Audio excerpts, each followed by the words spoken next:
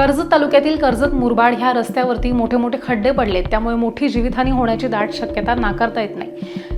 खड्डे वेळीच भरले नाही तर येत्या 15 दिवसांमध्ये शेतकरी कामगार पक्षाचे पांडुरंग बंदे रस्त्यावरती उतरून जन आंदोलन करतील असा इशारा MSRDC विभागाला दिला गेलाय।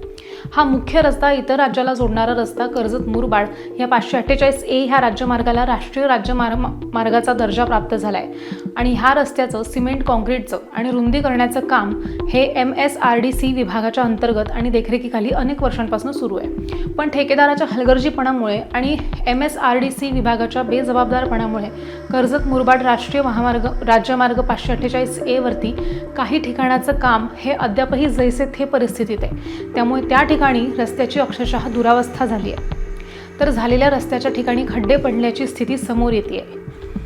त्यामुळे ह्या राष्ट्रीय राज्यमार्ग 548A वरील वारेगाव ते कळंब गावाचे दरम्यान कळंब सरकारी दवाखान्याजवळ पोशीर नदी पुलावर आणि पोही फाटा इथल्या त्रिकोण चौक भागामध्ये मोठे मोठे खड्डे पडल्याने आणि हे खड्डे भरण्यासाठी संबंधित खाते आणि ठेकेदारांचं अक्षम्य दुर्लक्ष होत आहे।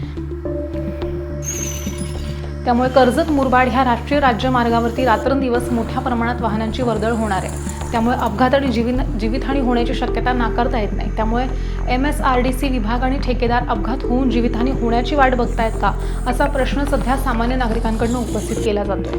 तर कर्जत मुरबाड राष्ट्रीय राज्यमार्ग 548A ह्या मार्गावरती ह्या आधी सुद्धा अपघातामध्ये काही वाहन चालकांना आपला जीव गमवावा लागलाय, अशा घटना सुद्धा घडलेल्या आहेत। MSRDचं काम गेले 5 ते 6 वर्ष चालू आहे।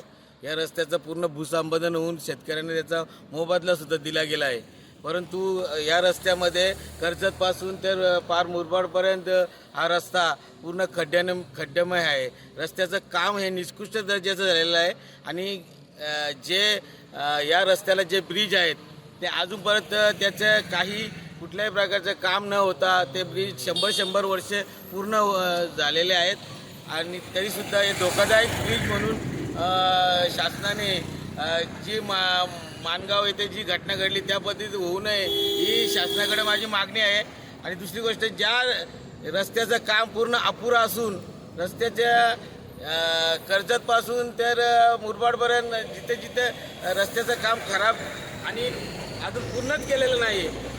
आज एवढे दिवस झाले आज या मृत्यूचा सापळा बनलेला हा रस्ता मृत्यूचा सापळा म्हणजे खड्डेमय असल्यामुळे एखादा वाहन वेगाने धावत असल्यामुळे त्याला त्याचा अंदाज येत नाही आणि अंदाज न आल्यामुळे इथं ॲक्सिडेंट होतात, लोकांच्या जीवास धोका निर्माण होतोय।